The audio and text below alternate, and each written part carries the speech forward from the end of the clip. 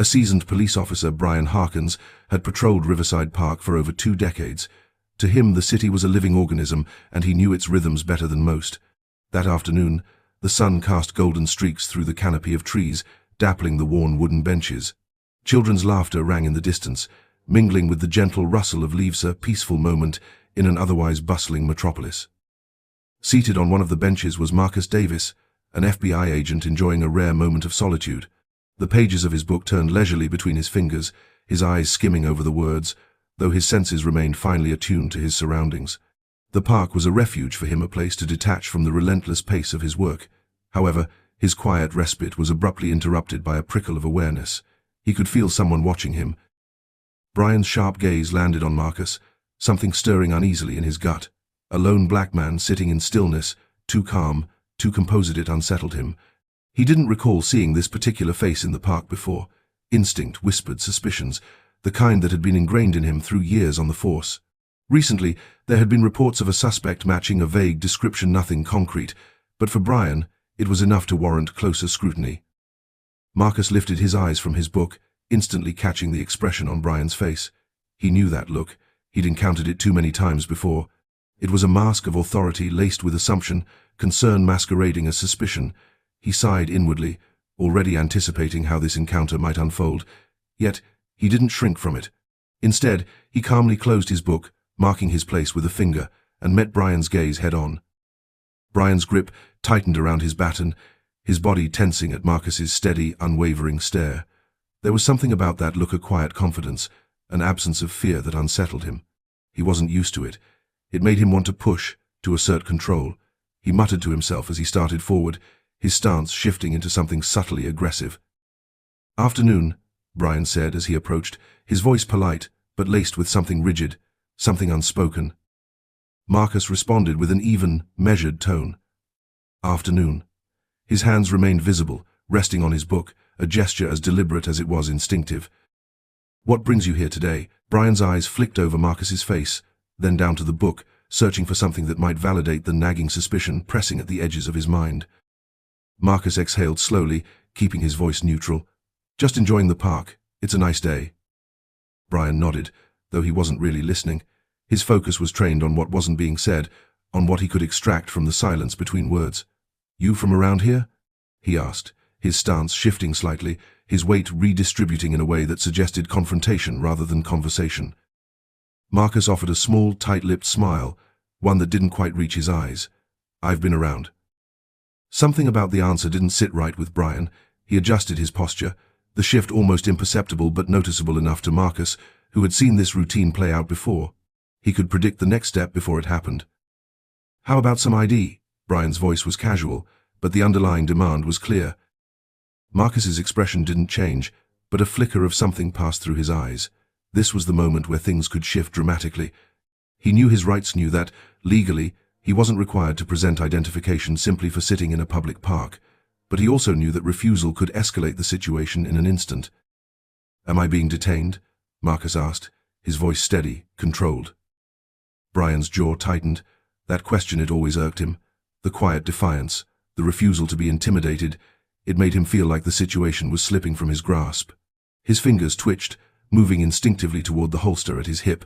He didn't like the balance of power in this exchange. He didn't like the way this man was looking at him like he wasn't afraid. Marcus kept his expression neutral. He didn't like where this was going, but he wasn't about to back down. "I was just sitting in a park," he said evenly. "Is there a law against that?" Brian's patience was wearing thin. "You fit the description of someone we're looking for," he stated, though even he knew how weak that sounded. He stepped closer, squinting at Marcus in the dim light. Marcus didn't move.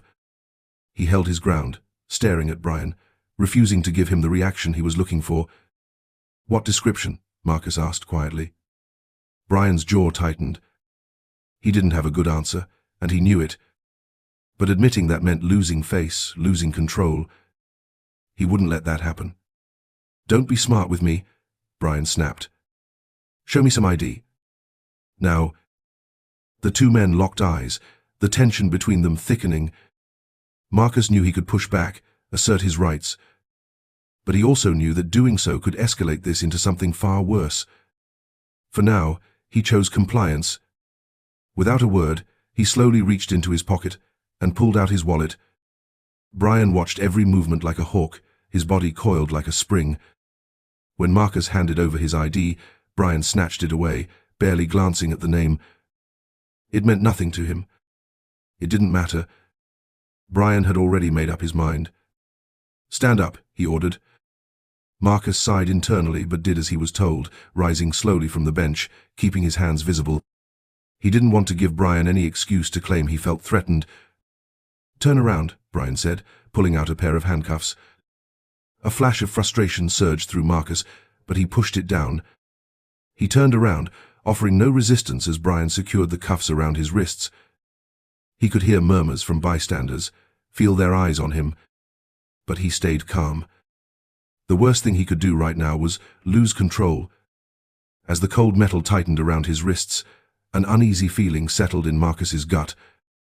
Something about this felt wrong, like he was making a mistake by complying. But his pride wouldn't let him stop now. Brian gripped Marcus's arm and began leading him toward a nearby patrol car. Marcus remained silent as they walked, his mind already shifting to what came next. He wasn't worried. He knew who he was, and he knew this officer would soon figure it out too. But that didn't stop the weariness from settling in. It was a deep, consuming exhaustion that went beyond this single encounter. It was the exhaustion of knowing that despite all his accomplishments, all his efforts, he was still seen as just another black man in the eyes of too many people like Officer Brian Harkins. When they reached the patrol car, Brian opened the back door and guided Marcus inside. The tension lingered in the air as Marcus sat down, the cold cuffs biting into his skin. He stared out the window as the car pulled away from the park, watching the blurred trees slip past. Another day gone wrong. The hum of the patrol car's engine filled the silence as Officer Harkins drove Marcus toward the precinct. His grip on the steering wheel was tight, knuckles white, as he processed what had just happened. The truth was, he didn't like the way Marcus had looked at him back at the park, calm, unafraid, as if he knew something Brian didn't. It made Brian uneasy, made him doubt himself. But his pride wouldn't let him acknowledge that. Marcus sat quietly in the back seat, hands cuffed behind him, eyes distant.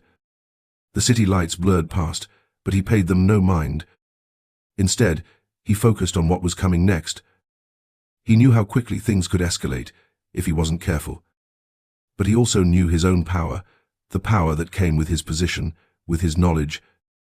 Power that Officer Harkins had no idea about. As they neared the station, Brian glanced at Marcus in the rearview mirror. "What were you really doing in that park?" he asked, suspicion thick in his voice. Marcus met his gaze in the mirror, his expression unreadable. "I told you," he replied calmly. "I was just reading." Brian scoffed. "A guy like you just sitting there reading?" He shook his head. "You really expect me to believe that?" Marcus raised an eyebrow, his voice measured as he repeated Brian's words back to him. "A guy like me?" Brian hesitated for a moment, his words coming out softer than he intended. But instead of stepping back, he leaned in further, his expression searching. "You don't really seem like the kind of guy who spends his afternoon reading in the park," he said, attempting to justify his actions. Marcus didn't respond immediately. The silence in the car thickened, stretching between them like an unspoken challenge. Finally, when he did speak, his voice was measured, calm. "And what exactly does someone like me look like, officer?" Brian didn't answer. He couldn't. He knew exactly what Marcus was implying, knew how it sounded, but he wasn't about to admit that, not to Marcus, not even to himself. Instead, he focused on keeping his growing frustration in check. Marcus's composed demeanor only added to Brian's unease as the car pulled into the parking lot near the park's main office. Brian was the first to step out, opening the back door and unfastening the cuffs that still dug into Marcus's wrists. As they walked toward the building, Brian's thoughts swirled, desperate to find the next step. This wasn't how arrests were supposed to go. Suspects were supposed to be fearful, compliant, not challenging his every word with quiet defiance. Inside, the usual hum of activity filled the station officers dictating reports over the phone, the buzz of casual conversation in the air. Brian led Marcus through the main hall, ignoring the curious glances from his colleagues. He wasn't ready to explain himself, Not yet. Not until he had a better grasp of what was happening. At the booking desk, Officer Jenkins, a young recruit, looked up in surprise at Brian's approach. His gaze flicked to Marcus before settling back on Brian. "What's going on here?" he asked, his tone laced with curiosity. "Caught him acting suspiciously in the park," Brian said, his voice clipped. He handed over Marcus's ID but kept his face neutral, unwilling to admit that he still had no solid reason for the arrest. Jenkins glanced at the ID, then back at Marcus. For a brief moment, something flickered in his eyes' recognition, subtle but unmistakable. Just as quickly, he masked it, nodding as he started typing into the system. Marcus noticed the hesitation. It was brief, but he saw it for what it was. Someone in this division knew who he was. "You'll need to take him to Captain Bennett," Jenkins said, handing the ID back to Brian. Brian stiffened slightly. Captain Laura Bennett had a reputation tough but fair, a stickler for protocol. He hadn't planned on bringing her into this so soon, but now he had no choice. "All right," he said, his voice tense. He turned to Marcus, gripping his arm just firmly enough to move him forward. "Let's go." Marcus walked beside him, his expression unreadable as they approached Captain Bennett's office. But he could feel it, the tension radiating from Brian. The uncertainty the officer was trying so hard to hide. It was the first crack in his armor, and Marcus took quiet satisfaction in noting it. Brian knocked once before opening the door. Inside, the office was neat, orderly rows of books and files lining the shelves behind a large desk. Behind it sat Captain Bennett, a woman in her early 40s with sharp eyes and an even sharper demeanor. She glanced up from her paperwork as they entered. "Officer Harkin," she greeted him, her tone neutral. "What's this about?" Brian stepped forward, guiding Marcus into the room. "Caught this guy in the park, Captain," he said. "He was acting suspicious, refused to cooperate when I asked for ID." Captain Bennett's gaze shifted to Marcus, and for the briefest moment just like Jenkins' recognition flashed in her eyes. But just as quickly, it was gone, replaced by a professional mask. She leaned back slightly, watching Brian carefully. "I see," she said evenly. "And do you have a valid reason for bringing him in?" Brian hesitated. The ground beneath him felt suddenly unsteady. "He wouldn't cooperate, Captain," he repeated, though the words sounded weaker this time. Captain Bennett folded her hands together, her expression unreadable as she considered him. "Officer Harkin," she said at last, "why don't you step outside for a moment?" At that moment, I wanted to speak with Mr. Davis alone. Brian blinked in surprise at the request, but outside the office, Captain Bennett's stance left no room for debate. Reluctantly, Brian released Marcus and stepped out of the room, closing the door behind him. As soon as the door latched shut, Captain Bennett's demeanor shifted slightly, becoming less rigid.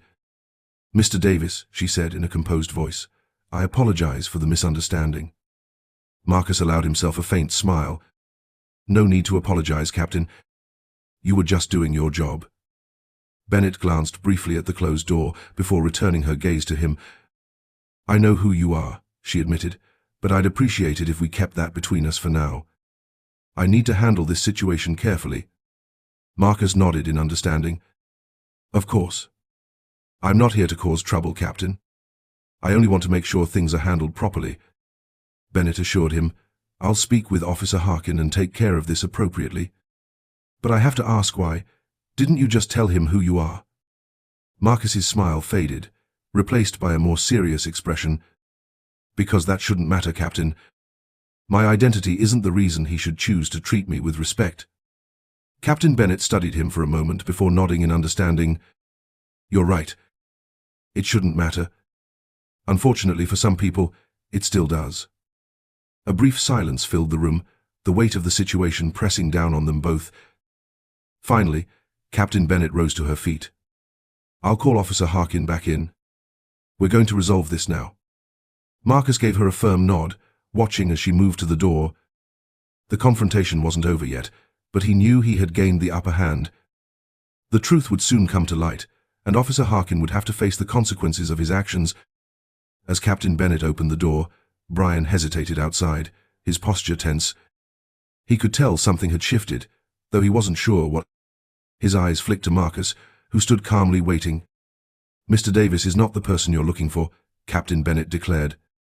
You will release him immediately. Brian blinked, taking a moment to process her words, but when he opened his mouth to respond, the captain's tone left no room for argument. Now, Officer Harkin, she repeated firmly. Brian hesitated, then finally reached for the keys, unlocking Marcus's cuffs with hands that trembled slightly. As the restraints fell away, Marcus rubbed his wrists, casting Brian a measured look. Thank you, officer, he said, his voice calm yet resolute. Brian swallowed, uncertain of what to say. You're free to go, he muttered, stepping back. Marcus gave a small nod before turning to Captain Bennett. I'll be in touch, Captain, he said quietly. There's still much to discuss. Captain Bennett returned his gaze with a knowing nod. I look forward to it, Mr. Davis. With that, Marcus stepped out of the office, leaving Brian standing there, a hollow feeling settling in his chest. The confrontation was over, but the consequences had only just begun. Brian Harkin sat at his desk in the precinct, tension still coiled tightly in his muscles. He hadn't been able to focus since Captain Bennett had released Marcus Davis. The unease gnawed at him, worsened by the fact that he still didn't fully grasp what had happened. He knew he had made a mistake, but the full extent of it remained just out of reach. The silence in the office was both a comfort and a torment, leaving too much room for his thoughts to spiral. Suddenly, footsteps approached his desk, making him tense. He looked up to see Captain Bennett walking toward him, her expression unreadable. His stomach tightened. This was not going to be an ordinary conversation. Harkin. My office. Now. Captain Bennett's tone allowed no argument. Brian stood immediately, swallowing back the anxiety rising in his throat. He followed her, each step heavier than the last. Once inside, Captain Bennett closed the door behind them and gestured for him to sit. He hesitated briefly before lowering himself into the chair, feeling the weight of the moment settle over him. The air in the room was thick with unspoken tension, the gravity of what was about to unfold pressing down on him. Captain Bennett moved behind her desk, taking a slow, measured breath before finally sitting down. Her sharp gaze locked onto him. Her voice was steady but firm when she spoke. Do you know who Marcus Davis is? Brian shook his head, confusion deepening. No, Captain. Just some guy in the park. Captain Bennett kept her gaze fixed ahead, never once wavering from Marcus Davis. Brian could hardly process what he had just been told. Marcus wasn't just some random guy in the park, he was an agent, one of the best they had, in fact. Those words hit Brian like a physical blow, knocking the breath from his lungs. His mind scrambled to make sense of it all. He had arrested an FBI agent. The realization landed with crushing weight. An agent? The words barely left his lips, his voice barely above a whisper. That's right, Bennett confirmed, her tone unwavering. And more than Thaf's highly respected in his field. His arrest won't just have consequences for you. It will have serious repercussions for this entire division. Brian's mind reeled, struggling to piece together the implications of what he had done. He had profiled and arrested a federal agent based on nothing more than his own biased assumptions. The gravity of his mistake settled in, a creeping cold fear snaking through his veins. I didn't know, Brian stammered, his voice unsteady. That's the problem, Harkin, Bennett replied, her tone still firm. It shouldn't matter who he was. The fact is, your actions weren't based on any real evidence, they were based on prejudice. You can't just arrest someone because they don't look like they belong in a park. Brian wanted to argue, wanted to defend himself, but the words wouldn't come. He knew Bennett was right. He had let his bias dictate his actions, and now he had to face the fallout. What happens now? He asked, his voice low, almost resigned. Bennett leaned back in her chair. You're on administrative leave while we investigate this. I've already spoken to the higher-ups, and they're not happy. At the very least, there will be a formal review. Depending on the outcome, you could face disciplinary action up to and including termination. The word hung in the air like a death sentence. Termination. Brian had been a cop for over 20 years. The thought of losing his badge, his career, was almost too much to bear. But as much as he wanted to deny it, he had no one to blame but himself. I understand, he finally said, his voice barely above a whisper. Bennett studied him for a moment, and for the first time her expression softened just a fraction. I know this isn't easy to hear, Harkin, but you need to understand that your actions have consequences not just for you, but for the people you serve. We can't afford to have officers whose decisions are influenced by their biases. Brian nodded slowly, His mind was still spinning, but the reality of his situation was beginning to sink in, and with it came a flood of regret. He had always prided himself on being a good cop, someone who followed the law, who protected his community. But now, all of that was in jeopardy because of one careless, prejudiced decision. Bennett stood, signaling that the conversation was over. "You'll be notified when your review has been scheduled." Brian rose to his feet, the weight of the moment pressing down on him. "Thank you, Captain," he murmured before turning and walking out of her office. As he exited the precinct, the sights and sounds of the station, the same ones that had once felt so familiar and comforting now, felt distant, foreign. He stepped outside, the crisp air doing little to clear the fog of his thoughts. The gravity of his situation settled over him like a thick, suffocating mist. He had been a cop for so long that he didn't know who he was without the badge, and the thought of losing it off being seen as a failure terrified him. But beneath that fear, something else stirred, a foreign, unsettling feeling: doubt. For the first time, Brian was forced to confront the possibility that maybe, just maybe, he wasn't the officer of integrity he had always believed himself to be. Maybe he had let his prejudices guide his actions more than he was willing to admit. As he drove home, the city streets blurred past him, but one image refused to fade: the calm, unwavering gaze of Marcus Davis. It was a look that had unsettled Brian from the start, and now he understood why.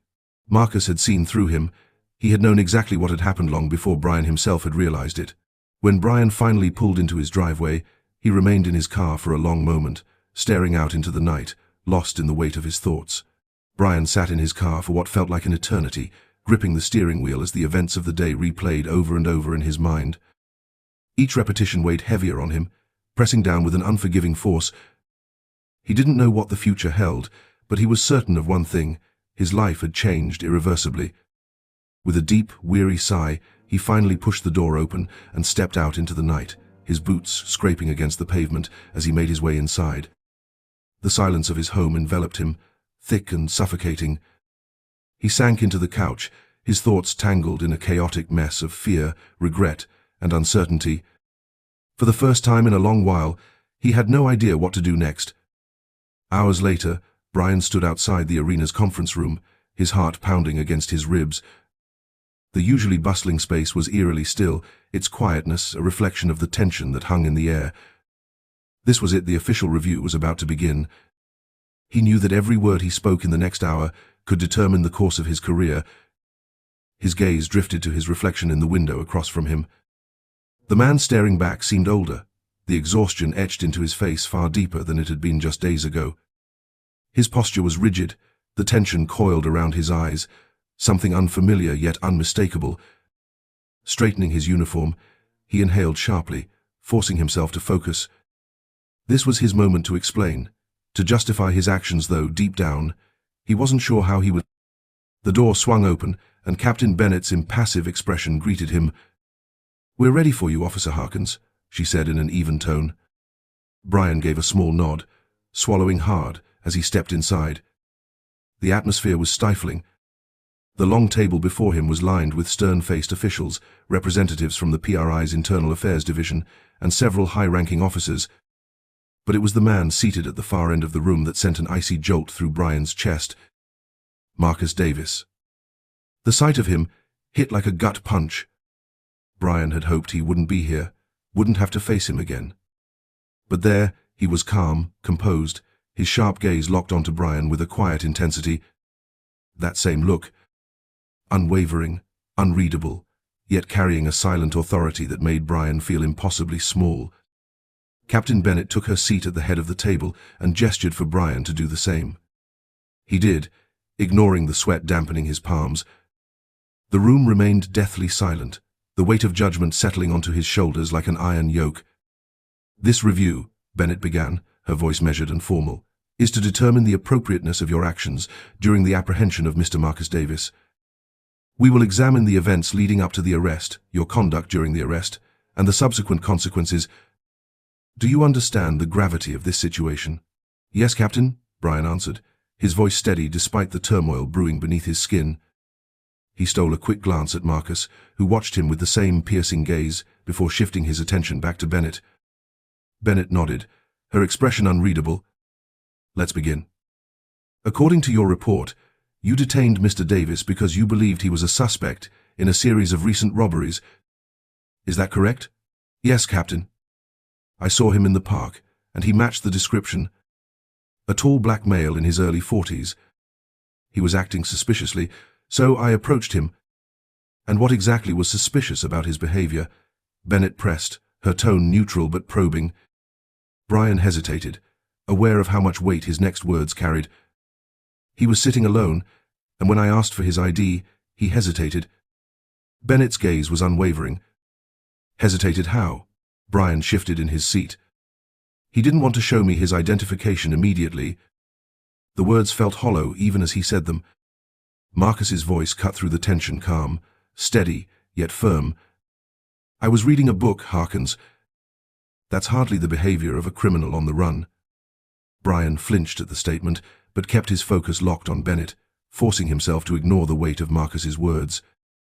I was just doing my job, Captain. I'm trying to protect the community.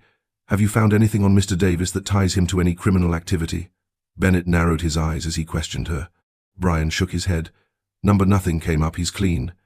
There was a pause, a heavy silence settling over the room as everyone processed the statement. Then, one of the internal affairs officers spoke up. Officer Harkins, have you ever considered that Mr. Davis might have been telling the truth, that he wasn't your suspect? Brian hesitated. His mind raced to find the right words. He swallowed. I followed protocol. We're trained to be cautious, to consider a person potentially dangerous until proven otherwise. But have you considered that your assumptions may have been influenced by factors outside of protocol? The officer pressed. Brian's throat tightened. He knew where this was going, and he knew there wasn't a satisfying answer. I didn't mean... He stumbled over his words. I was just doing my job. Marcus leaned forward slightly, his eyes fixed on Brian. Your job is to protect and serve, Officer Harkins, not to judge people based on their appearance. Brian met Marcus's gaze, and for a fleeting moment, defensiveness flared within him. But just as quickly, it was replaced by a wave of guilt. He had worked in law enforcement long enough to recognize when he had been wrong, and this was one of those times. Captain Bennett cleared her throat, drawing the room's focus back to her. Harkins, this review isn't just about what happened that day. It's about the thought process that led to your actions. We need to ensure that every officer in this division upholds the values of fairness and justice. This isn't just about you, it's about the integrity of the entire force. A knot tightened in Brian's chest. He understood.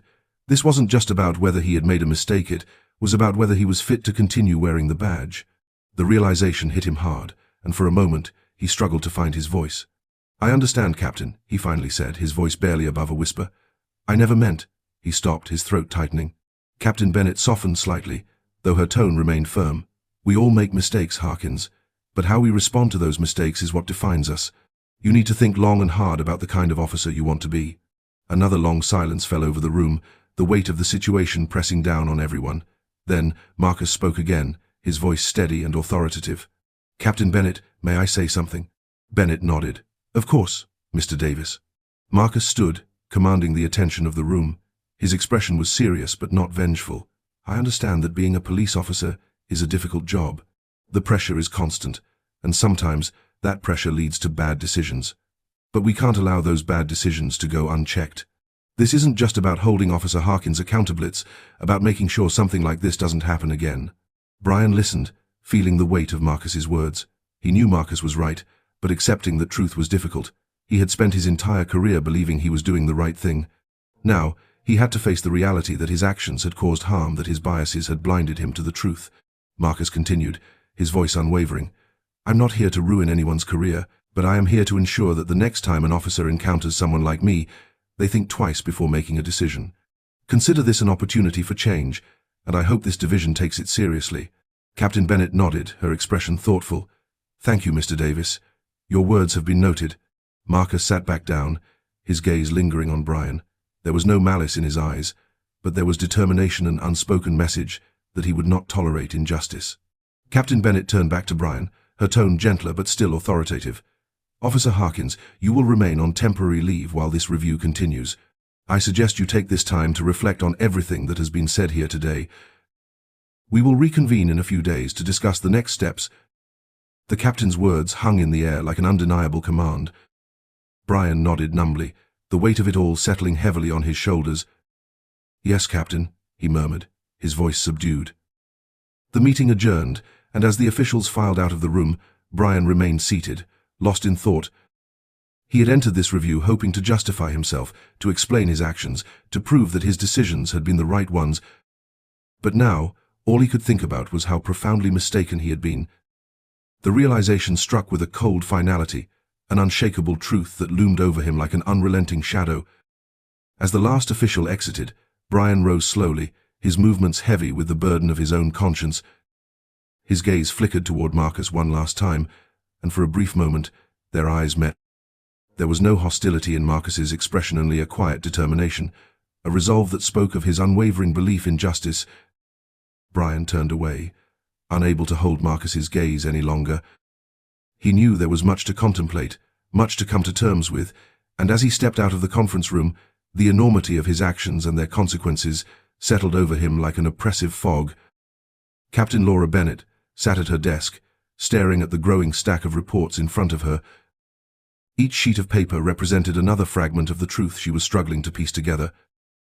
The internal investigation into Brian Harkin's conduct was well underway, and it was her responsibility to ensure that every detail was scrutinized with precision. Rubbing her temples, she exhaled slowly, feeling the tension coiled in her shoulders. This division had always prided itself on maintaining the highest standards, but this case had shaken that foundation. Regardless of the outcome, Bennett knew the investigation would have far-reaching implications, not just for Brian but for the entire department. She reached for the top report, an initial eyewitness statement from the park incident. She had read it multiple times, but each reread only reinforced the damning evidence against Brian. The statements were consistent. Witnesses, all present at the scene, recounted the arrest with stark clarity. Brian had approached Marcus Davis with an assumption that had dictated his every action without hesitation, without an attempt to de-escalate. Bennett flipped through to the body camera footage report. She had watched the footage repeatedly, and each viewing was more unsettling than the last. It was clear, undeniable. Brian's voice, his tone, his body language all laid bare the assumptions he had made from the moment he laid eyes on Marcus. The aggression in his approach, the way he dismissed Marcus's attempts to explain, the excessive force he used it, was all there. A sharp knock on the door pulled Bennett from her thoughts. She looked up to see Detective Harper, her second-in-command on the investigation, standing in the doorway. "I've secured the final witness interview," Harper said, holding up a file. "And I've scheduled Marcus Davis for this afternoon."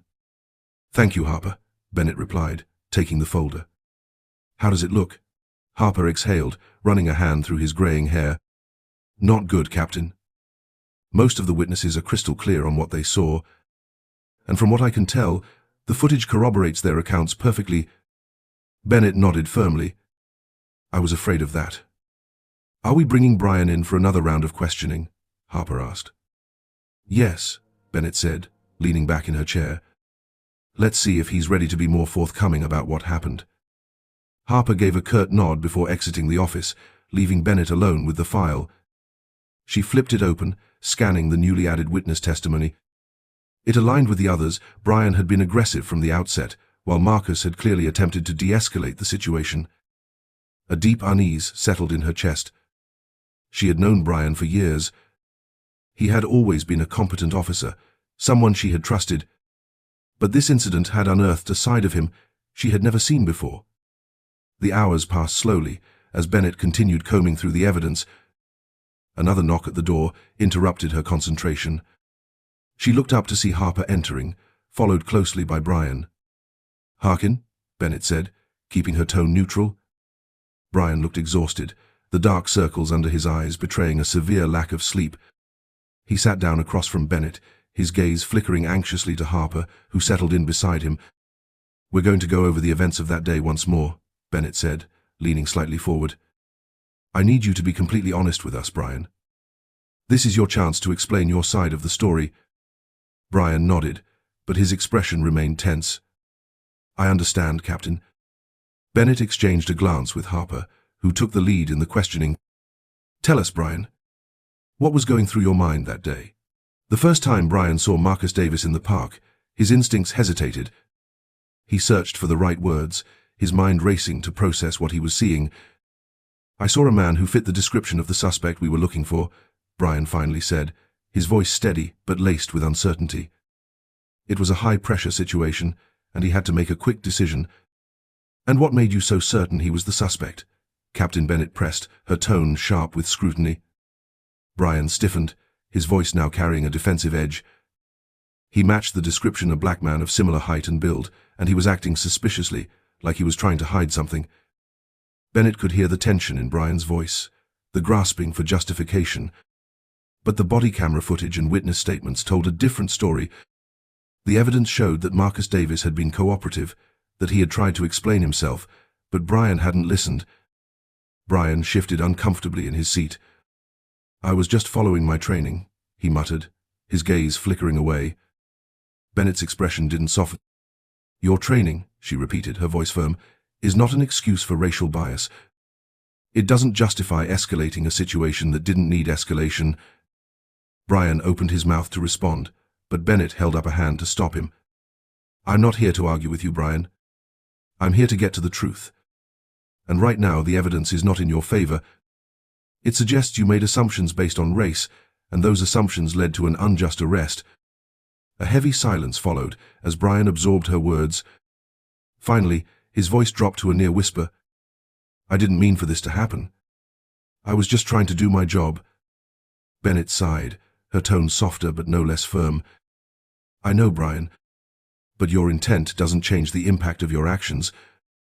This isn't just about you. It's about what your actions represent and how they affect the people we are supposed to protect." Before Brian could respond, a knock at the door interrupted them. Harper stood and opened it, revealing Marcus Davis, who stepped into the room with quiet composure. "Mr. Davis, thank you for coming," Bennett said, nodding toward him. Marcus returned the nod, his face unreadable. "Of course, Captain," he replied. Bennett gestured for him to take a seat before turning back to Brian. "We're going to hear Mr. Davis out now, and I want you to listen carefully." Brian nodded, though he couldn't bring himself to meet Marcus's gaze. Harper cleared his throat and spoke. "Mr. Davis, can you describe the encounter from your perspective?"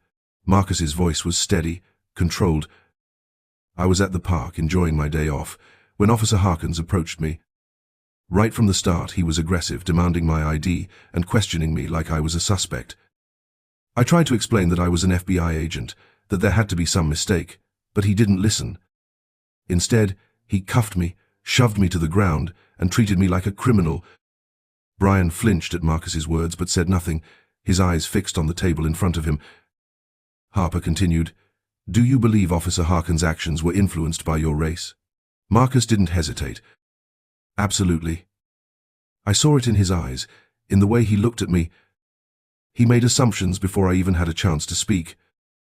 I've dealt with situations like this before, but it's different when it comes from someone who has sworn to serve and protect."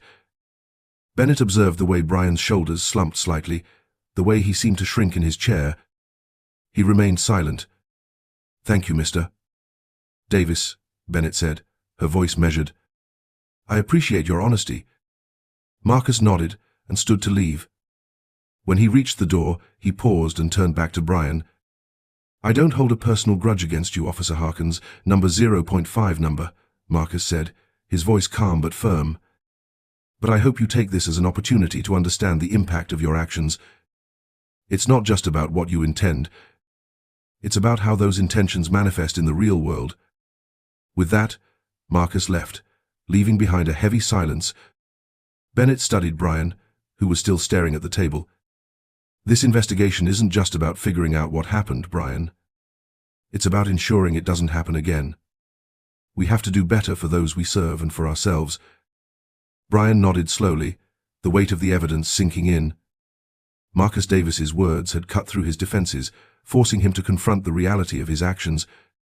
But whether he was truly ready to accept the full scope of that truth remained uncertain. As the day wound down, Brian Bennett spoke quietly. "We'll meet again tomorrow."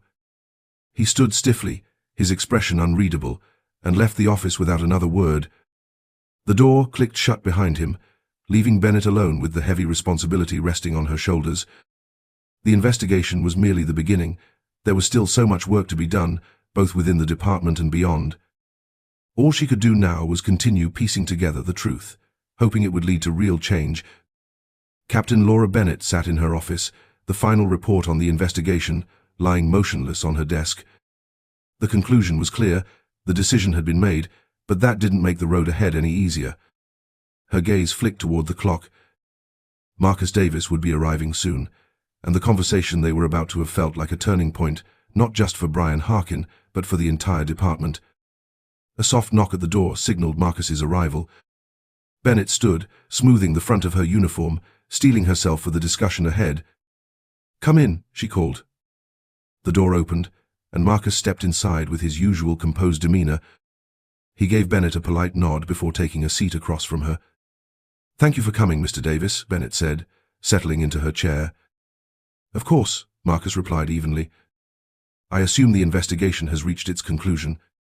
Bennett nodded, leaning forward slightly. "After reviewing all the evidence, the witness testimonies, the body camera footage, and the interviews have determined that Officer Harkin will be removed from his position." Marcus nodded slowly, digesting the information. "I appreciate the thoroughness of your investigation, Captain," he said after a moment. "But I have to ask, do you believe this decision will lead to real change in the department?" Bennett paused, choosing her words carefully. "I believe it is a step in the right direction," she said finally. "Brian Harkin's actions were unacceptable, and his dismissal sends a clear message that racism and abuse of power will not be tolerated. But I also know that removing one officer is not enough to fix the deeper issues at play." Marcus's gaze remained steady as he responded, "You're right. This is about more than just one officer. It's about the culture within the department, the training officers receive, and the biases that can influence their decisions in the field. If we don't address those fundamental issues, incidents like this will keep happening." Bennett nodded, appreciating Marcus's candor. "I agree. This case has made it clear that systemic change is necessary, and I am committed to making that happen. We are working to revise our training programs to include more comprehensive education on racial bias and de-escalation techniques. We're also implementing stricter accountability measures." "That's a good start," Marcus said, a hint of approval in his voice. "But it's going to take more than policy changes. Officers need to change their mindset, to understand how their actions impact the communities they serve. That's not something that happens overnight." "I know," Bennett admitted. "This will be a long and difficult process, but it's necessary if we want to rebuild trust and ensure that what happened to you doesn't happen to someone else." Marcus leaned back in his chair, his expression thoughtful. "I've been in law enforcement long enough to know that change isn't easy, especially when it involves facing uncomfortable truths. But I'm willing to work with you, Captain, to help make those changes happen. This isn't just about me, it's about creating a system that is safer and fairer for everyone." Bennett felt a deep respect for Marcus. Despite everything he had endured, he was still willing to be part of the solution, to push for much-needed reform. "I appreciate that, Mr. Davis," Bennett said sincerely. "Your experience and insight will be invaluable as we move forward, and I want you to know that your voice will be heard." Marcus nodded, gratitude flickering in his eyes. "Thank you, Captain. I am not looking for any special treatment. I just want to make sure this department becomes the best version of itself. That is what the community deserves, and that is what the officials deserve as well." Bennett couldn't have agreed more. "You're absolutely right, and I promise you we are committed to making that happen." The room settled into a comfortable silence for a brief moment, both of them reflecting on the weight of the conversation. The decision to fire Brian Harkin was just the first step. The real work was ahead, reforming the department and changing the culture to prevent future injustices. As Marcus rose from his seat, he extended his hand toward Bennett. "Thank you again, Captain Rose. I look forward to working with you." Marcus shook her hand firmly, his grip steady and sincere. Captain Latun followed suit, nodding in quiet affirmation. This was not just a reaction to a single incident. This was a turning point. Marcus exited the office, leaving Bennett alone with her thoughts. She cast one last glance at the closed investigative report on her desk, before shifting her focus to the future. The decision had been made, but now it was up to her and the department to ensure that it led to real, lasting change. She knew the road ahead would be difficult, filled with resistance and challenges, but she was ready. This wasn't just about one officer or one case, it was about doing what was right, no matter how difficult it would be. With newfound determination, Bennett reached for her phone and started making calls. calls that would set in motion the reforms the department desperately needed. She would do everything within her power to make sure those changes became reality. It was a gloomy morning as Marcus Davis climbed the steps to the precinct. The air felt heavy, as if the entire city was holding its breath, waiting to see what would happen next. Inside, the atmosphere was tense, but there was also an undercurrent of anticipation. The changes Captain Bennett had promised were beginning to take shape, but there was still a long road ahead. As Marcus stepped inside, he noticed subtle differences. A bulletin board near the entrance displayed information about upcoming workshops on racial bias and de-escalation techniques. Officers moved through the halls with a different energy. Their conversations were quieter, more serious. The events of the past few weeks had left an undeniable mark.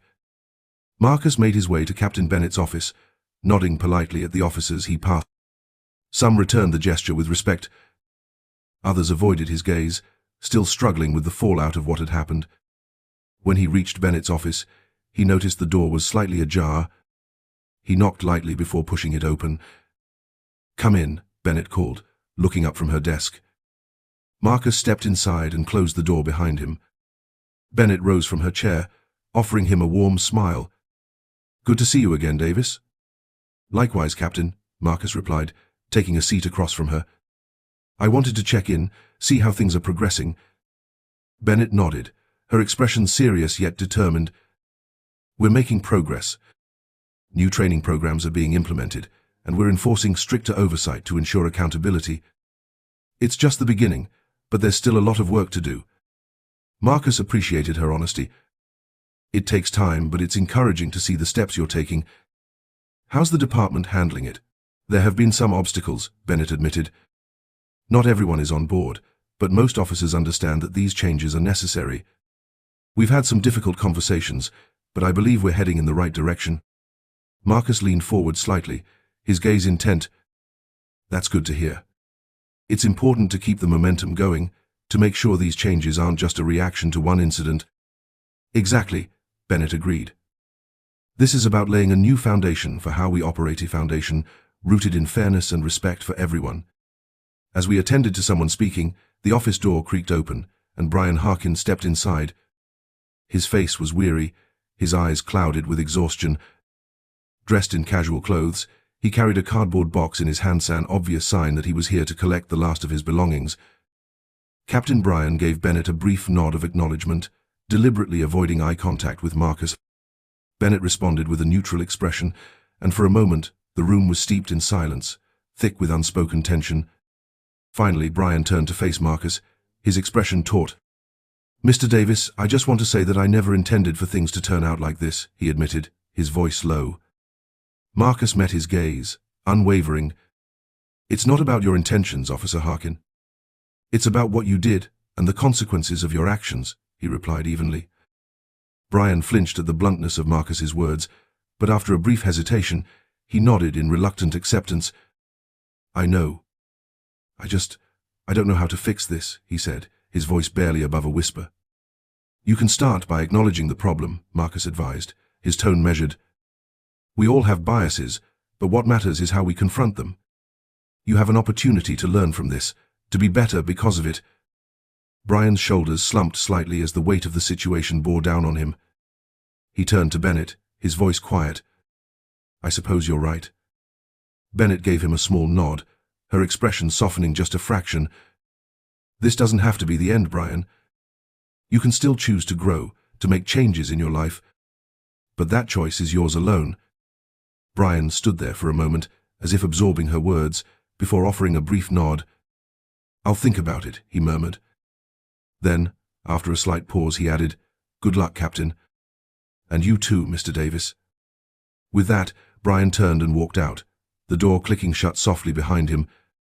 Bennett and Marcus watched him leave, lost in their own thoughts. "Do you think he'll be all right?" Marcus asked after a long pause. Bennett exhaled, leaning back in her chair. "I hope so. But it's out of our hands now.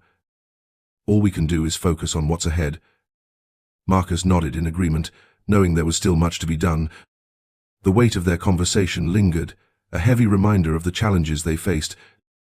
After a moment of quiet reflection, Marcus stood and extended a hand to Bennett. Thank you for everything, Captain. I appreciate your commitment to making things right. Bennett shook his hand firmly. Thank you, Mr. Davis. Your involvement has been invaluable. We're in this together. With that, Marcus turned and left the office, taking one last look around the space before stepping into the hallway. As he walked through the corridors, he could feel the eyes of his fellow officers on him, some watchful, others contemplative. He knew that change would not come easily, but he also knew that the past few weeks had opened a door, one that they all had to step through together. Stepping outside into the crisp morning air, Marcus drew in a deep breath, feeling a renewed sense of purpose settle over him. The road ahead would be difficult, but he was ready to keep pushing forward in the fight for justice. This was only the beginning, and he was determined to see it through with unwavering resolve.